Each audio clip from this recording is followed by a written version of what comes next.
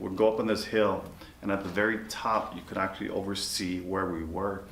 There was a mosque, and the mosque would be playing, I guess whatever the mosque plays. I don't know what kind of music I would call it. But there was these children riding on the camel. And I think that was the most memorable moment. And in the distance, there was these oil, I don't know, flames burning. So it must have been oil just burning off or whatnot. And just endless amounts of camel just riding around. So.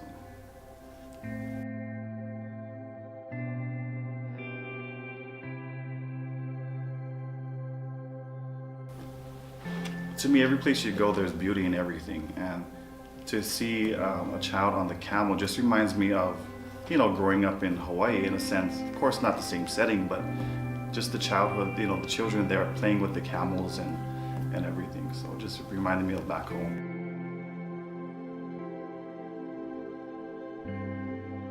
There was one guy who was living in the middle of this war zone.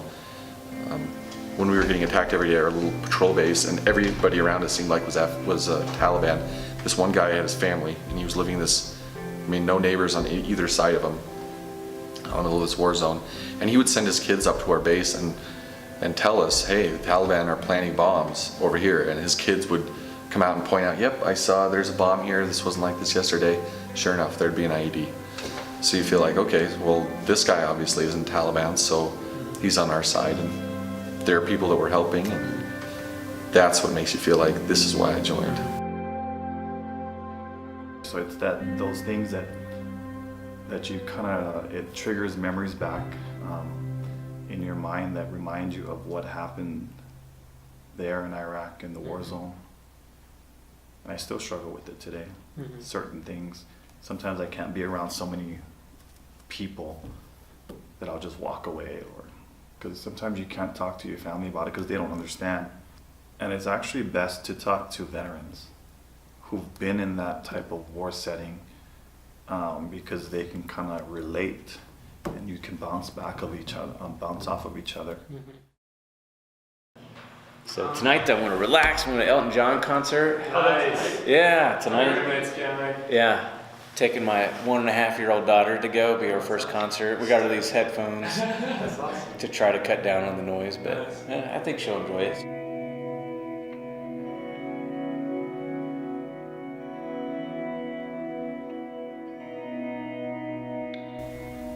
But Sean, he's huge. You know, if he doesn't know the answer, he'll, you know, you ask him a simple question about it. He's the one who referred me over to the psychiatrist itself.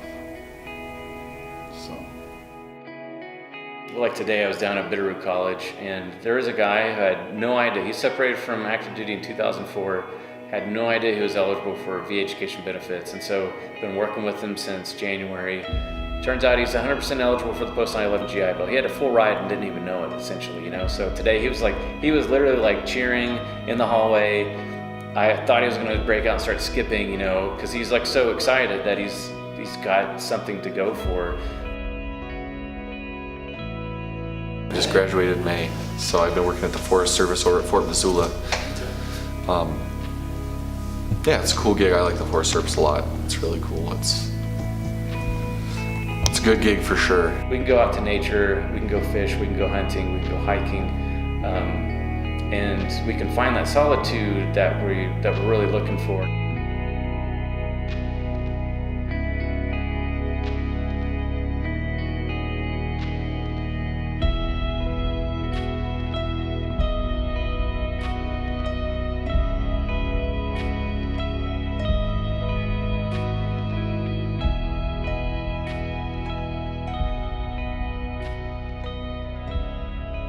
We all are like-minded in that we're looking out for each other, right? Not just each other, but looking out for every person who comes in that door, whether they're a veteran or a family member using VA benefits.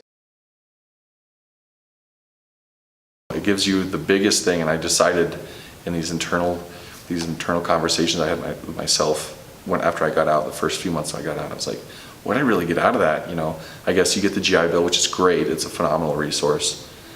But it just the sense of perspective of, you know, you've got it pretty good, Tyler. You've got it pretty good. It could be a lot worse.